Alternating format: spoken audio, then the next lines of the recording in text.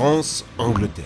Une rivalité millénaire et sanglante, alors même que les deux pays sont voisins. La raison, c'est cette mer, si petite et pourtant frontière naturelle. Et si on changeait l'histoire? Et si les rois de l'ancien temps avaient voulu relier l'île au continent? Avec la science et l'ingénierie, on va voir si c'est possible, et surtout, comment faire. Peut-on remplir la Manche avec de la terre? Quand il fait beau, depuis les plages françaises, vous pouvez voir les côtes de l'Angleterre. Elles paraissent si proches qu'on aurait presque envie de les rejoindre à la nage. C'est exactement ce que font certains nageurs. 2000 ont déjà tenté ce qu'on appelle l'Everest de la natation, avec un record à 7 heures pour traverser les 34 000 mètres de mer. Il y a 500 000 ans, ça aurait été plus simple puisque vous auriez pu faire le chemin à pied. L'Angleterre était rattachée à la France par une bande de terre. Il y avait même une immense cascade qui devait offrir un spectacle incroyable. Malheureusement, elle a été engloutie. Et c'est justement notre projet d'aujourd'hui, reconnecter les deux pays. Alors, combien de mètres cubes de terre faudrait-il pour construire ne serait-ce qu'une route? Déjà, faut choisir le bon endroit. Il est déjà tout trouvé, c'est ici où c'est le plus court. Le même chemin qu'emprunte le tunnel sous la Manche. On va construire une digue de 34 km de longueur, 30 mètres de largeur et 30 mètres de profondeur en moyenne. Au total, ça nous fait 30,6 millions de mètres cubes de matériaux. Et c'est pas tant que ça. Vous voyez ce trou? Eh bien, c'est la mine de Mir en Russie. On aurait juste besoin de 10% de tout ça pour faire notre digue. On en a même déjà fait une du genre aux Pays-Bas avec l'Afsluitdijk. Elle mesure 32 km de long, 90 mètres de large et sépare la mer des Wadden en deux. C'est exactement ça qu'il nous faut. Sauf qu'il y a un petit problème. L'Afsluitdijk n'est immergé qu'à 6 mètres de profondeur. La Manche, c'est 10 fois plus à certains endroits. Sans compter qu'une forme cubique totalement immergée dans l'eau ne va pas rester bien longtemps. Avec les courants, toute cette terre finira par s'effondrer et former une sorte de pyramide. Ça paraît peu, mais c'est exponentiel. Il faudrait au final 165 millions de mètres cubes, c'est équivalent à 64 pyramides, ou creuser 3 fois la dune du Pilat. On est d'accord, il vaudrait mieux changer de méthode. Et pour ça, on peut s'intéresser à une digue plus moderne, la plus longue du monde, la digue de Saomangoum. 36 mètres de haut, 34 km de long et une largeur moyenne de 290 mètres. Un chef-d'œuvre d'ingénierie. Pour réussir cet exploit, ils ont utilisé l'équation d'Hudson qui donne une forme de digue optimale, avec une utilisation de matériaux résistants à l'érosion, limitant donc la pente de la digue. Grosso modo, construire ça sur la Manche ne demanderait que 64 millions de mètres cubes de matériaux, soit l'équivalent de la dune du Pilat. Ça reste quand même une œuvre pharaonique qui n'aurait pas été techniquement possible dans l'ancien temps. Alors, pourquoi ne pas le faire aujourd'hui? Parce que ça serait trop cher? Ou juste que ça serait un désastre écologique? En dehors de l'extraction de la terre qui détruirait des forêts et demanderait des milliards de litres d'essence, ça ferait un véritable mur maritime pour les poissons. Un mur aussi pour les bateaux. La Manche, c'est 20% du trafic mondial, un bateau toutes les 3 minutes. Même si des passages peuvent être créés dans la digue pour les laisser passer, le trafic ne pourra plus jamais être le même. Ça serait un désastre économique. Voilà pourquoi on pourrait penser à une solution plus simple. Peut-on construire un pont entre la France et le Royaume-Uni? C'est le rêve de Boris Johnson, Premier ministre anglais et défenseur du Brexit. Même s'il veut sortir de l'Europe, il veut son pont pour pouvoir maintenir le commerce avec le continent. Mais est-ce que c'est possible? Le plus long pont maritime au monde passe par Hong Kong et mesure 55 km. Pour la Manche, il nous faudrait un pont très haut pour que puisse passer ce genre de bateau-conteneur ou ces giga-croisières. En termes d'ingénierie, sur la dizaine de ponts possibles, 2 pourraient remplir ce rôle. Les ponts suspendus et les ponts à haubans. Le problème des ponts suspendus, c'est qu'il faudrait des piliers plus hauts que le pont. Imaginez l'équivalent d'un giga-building en béton armé, ultra lourd, au milieu de la mer. C'est compliqué. Reste donc le pont à haubans.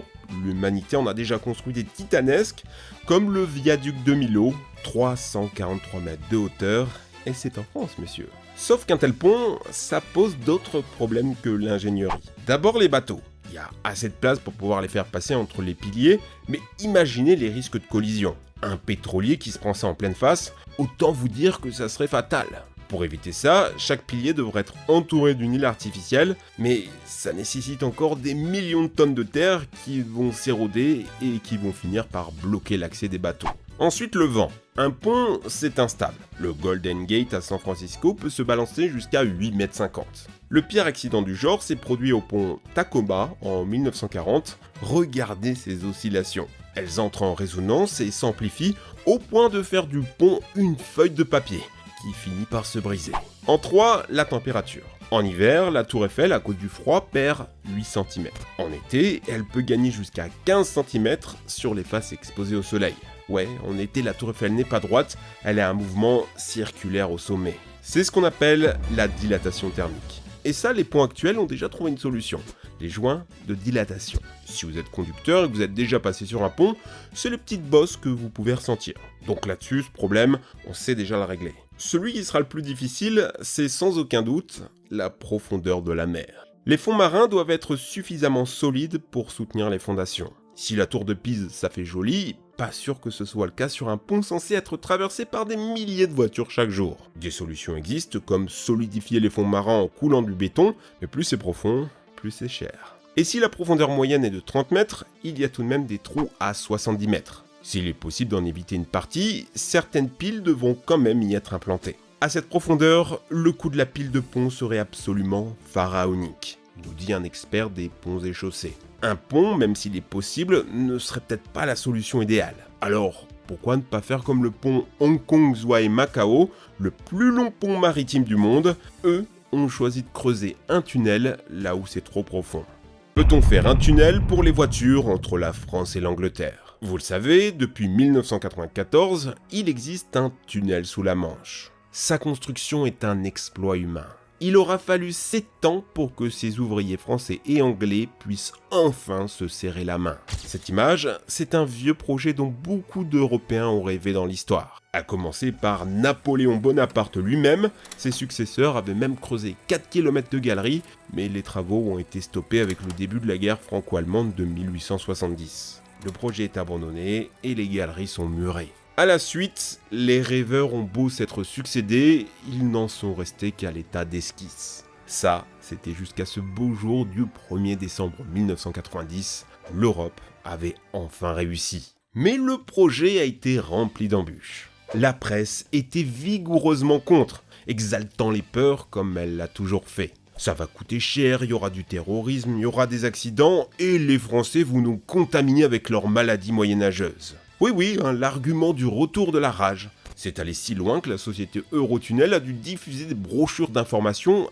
avec les vrais chiffres à l'appui. Le projet de tunnel était aussi critiqué parce qu'il avait des concurrents. De nombreux d'autres projets très sérieux ont failli voir le jour. Un des plus ingénieux, c'est l'Europont, qui est un pont, mais aussi un tunnel. La circulation devait se faire sur plusieurs étages à l'intérieur, permettant un flux plus important qu'un simple pont vertical. Mais le projet a été écarté en raison de son prix. 68 milliards de francs à l'époque, soit 10 milliards d'euros. Beaucoup trop cher selon certains. Seulement, lorsqu'on sait le coût final du tunnel sous la Manche, ça aurait pu être une bonne affaire. Parce que si au début on pensait qu'il allait coûter 29 milliards de francs, au final, on est à 100 milliards. Près de 15 milliards d'euros. À l'annonce du choix d'un tunnel, le sel était présent chez les concurrents, notamment Euroroute, qui qualifie ce choix de médiocre et digne du 19e siècle. Pourtant, ça reste une vraie prouesse technique. Sur 150 km de tunnel, au moment de la jonction,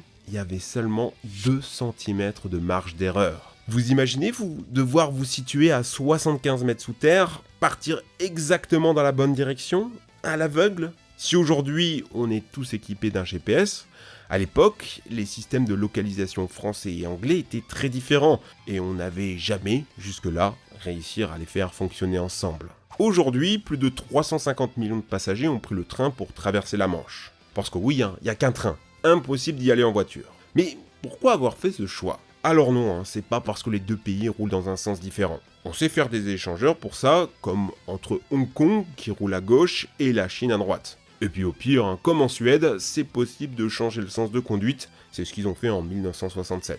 Non, s'il n'y a pas de tunnel routier sous la Manche, c'est probablement politique. Déjà, la pression des compagnies maritimes. Qui prendra un bateau alors qu'on peut simplement prendre la route? C'est ce qui s'est passé à San Francisco, où les lobbies de la mer ont réussi à empêcher la construction du Golden Gate pendant un bon moment. Ensuite, les compagnies ferroviaires. Les billets de train leur permettant de faire de gros bénéfices, en tout cas c'est ce qu'ils ont dû penser. Parce que dans les faits, ils se sont retrouvés avec une dette de 9 milliards d'euros qui n'est toujours pas remboursée en 2021. Au-delà de la politique, il y a quand même un gros enjeu de sécurité. Imaginez un accident au milieu de la Manche, des millions de tonnes juste au-dessus de vous, 17 000 mètres de tunnel de chaque côté. Le 11 septembre 2008, on a d'ailleurs eu une belle frayeur avec un incendie d'un camion dans le train. Je peux vous assurer qu'à 70 mètres sous terre, personne ne vous entendra crier. En tout cas, ça n'a pas l'air d'avoir dérangé cet Anglais qui se dit qu'aller en France à pied, par le tunnel, ça se faisait en fait. Mais bon, le faites pas, une grosse amende vous attend à la sortie. J'espère qu'après cette vidéo, vous êtes fiers des prouesses humaines, que ça vous a peut-être donné envie de devenir ingénieur et de rejoindre ce genre de grandes aventures architecturales. Merci à Spike et à Matarte pour leur aide sur cette vidéo. Allez les amis, ciao!